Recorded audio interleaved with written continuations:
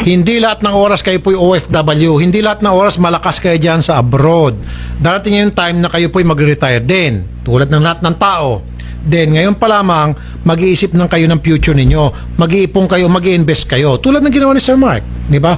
Huwag yung bigay dito sa kanyang manliligaw, bigay doon sa nakilala sa Facebook, bigay rito sa boyfriend, bigay doon kay pamangkin, kay tatay, nanay, kung sino-sino bibigyan, and then, pag uwi ng Pilipinas, tapos na yung kontrata, magugulat na lang, wala ni 5. Kaya mga OFW, ayan ngayon pa lamang mag-ipon kayo, think of the future dahil hindi lahat ng oras nandiyan kayo sa abroad at malakas kayo. Did you learn anything? What are you waiting for? Invest now here at San Pablo City, Laguna. For inquire and site visit, message me or call 090928388028. Grow your legacy. Secure a farm lot investment.